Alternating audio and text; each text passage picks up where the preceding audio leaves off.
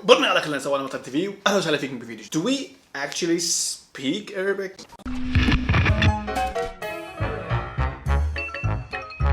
Welcome back. In this video I'm going to be talking about the Arabic language. Do we actually speak it? If not, what is this language that we speak? The Arabic language brought a lot of complexity into the subject. And I have been getting this question a lot, like, hey, I'm learning this Arabic. Why is nobody talking it to me? Why when I actually speak it, people laugh? Well, that's because Arabic is actually not Arabic. There's actually three types of the Arabic language. We have classical Arabic, we have modern standard Arabic or MSA, and we have the spoken Arabic. Let the questions begin.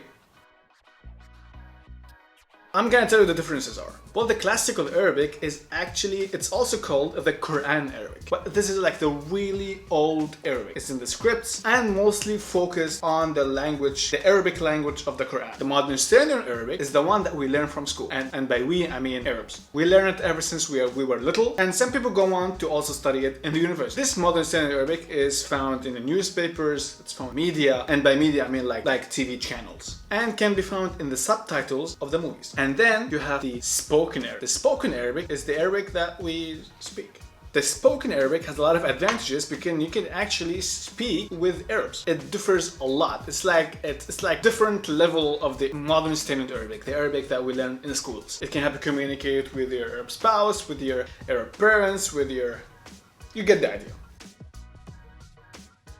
Well, it depends. If you want to learn the Quran, if you want to learn more poetry, if you want to dive into the literature, then the classical Arabic or the modern standard Arabic are the ones to go. However, if you want to learn how to communicate more with the locals, and if you are visiting this country, if your ancestors came from this country, if you are this descendant of that generation and this generation, and you want to communicate with the people around you, then the spoken Arabic is the way to go. And since I always get DMs, emails, messages that people want to learn the spoken Arabic, I had decided to just give away a book for free called the Lebanese Situation Dictionary. I wanted to sell it for $50 online, but I decided not to, and then just give it away as a thank you for the support across the years. The Lebanese Situation Dictionary has a lot of vocabs, and it has pictures, and it has the vocabulary that belongs to it in English and also in Arabic, in the spoken dialect. And at the end of the book, there's a dictionary from English to Arabic. So if you want to have this book, you can go to this website, and also the website is going to be in the description, and also in the comment section down below. You can go in there